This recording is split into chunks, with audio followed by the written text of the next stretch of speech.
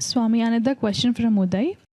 Swami, you mentioned that detachment to worldly relationships should be consequence of attachment to God. Attachment to God should come through knowing the personality of God and spiritual knowledge preached by contemporary human incarnation. Swami, don't you think if someone studies without minimum threshold of emotional stability and mental clarity to understand spiritual concepts, there are more chances to use spiritual concepts to avoid responsibilities and escape from emotions? Could you please comment on it? See, if the spiritual concepts are misused so that the duties are escaped, it is wrong. That is my comment. It is not a correct path. When duties, once you marry, the duties of the family fall on your head. And you have to discharge those duties. After marrying and getting children, if you don't discharge the duties, that is not ethics, that is not justice, because you have married after promising on God. See, in the marriage, Agni is kindled, fire. That fire represents God. You are promising on God that you will discharge your duties throughout her life. Dharme nati charami, adhe nati charami, kame nati charami, like that. You have promised on God. Now, you are failing in your promise, the promise done on God, and now seeking the grace of the same God. In one way, you have promised on God and failed in that promise. Now God becomes angry with you. How can you get grace from God? If you are concentrated on God, like Shankara, you should have not married, you should not have children. You can straightly from Brahmacharya ashrama, you can jump to sannyasa ashrama. Nobody objects. But having married and getting children, now discarding all of them for the sake of God, that even God does not appreciate. He will not accept such things. You can carry on your spiritual effort along with your wife. You can advise her also about the spiritual knowledge. You can advise the same spiritual knowledge to your children also. So now you develop the entire family towards God, you lead them into spiritual knowledge. That is good, that is very good. God will very much appreciate for that. But you can't leave them. You may put one question.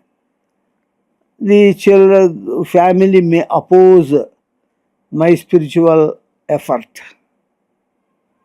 Okay, then also you are not spoiled, because when there is opposition force, your effort will increase more. Yes. Like a culvert, water flowing due to culvert, the speed will stop for some time, but when it falls, when it crosses the culvert, the speed will be terrible. So even Vighna is going to help the sadhana.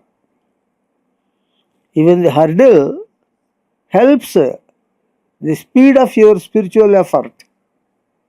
So take it in that way and continue your spiritual effort. Or you can also deceive them for the sake of spiritual. If they are not reformed by any way, they are always opposing you, becoming headache, then you deceive them, you cheat them, and do your sadhana. Such a cheating will not bring you any sin, because you are doing sadhana for achieving the grace of God, and you are not deceiving them for the sake of your love to some other human beings. Just like due to the love on the prostitute leaving the wife, then that is sin. But you are deceiving the wife for the sake of spiritual effort towards God. That is not a sin at all. Sarvadharman parityajya mamekam sharanam varja ahantva sarva papebhyo mokshayishyami ma shuchaha. That will not touch you as a sin.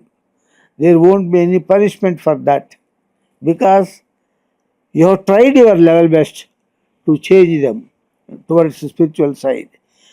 All efforts failed. This is the last way to escape from their opposition force and continue into your spiritual effort. So since it is the last effort, you can cheat them, you can act before them. That is what is called as Kundalini Vakragamanam. Kundalini going in a serpent-like way. That is not going, don't deal with them straightly. Deal with them in a curved manner. By that you are not harming them. You are not doing any harm to them. You are only escaping their ignorant force and doing your work. That does not bring any sin. Even fundamentally, if you analyze, sin cannot come out of it. You are not beating, you are not scolding them. Nothing like that. No torture is given. In fact, they are torturing you. And you are escaping their torture only. You are not torturing them in any way. So there is no question of sin. Lord Krishna says in the Bhagavad Gita that propagating divine spiritual knowledge pleases the Lord greatly. Jnana yajnena tenaham ishtasyamiti me matihi. Spiritual knowledge brings about permanent peace and harmony in the world. So join us in sharing this divine knowledge of Lord Datta and earn the highest grace of God. For more spiritual videos, visit our YouTube channel, Shri Datta Swami. For more discourses on true spiritual knowledge, visit the website www.universal-spirituality.org.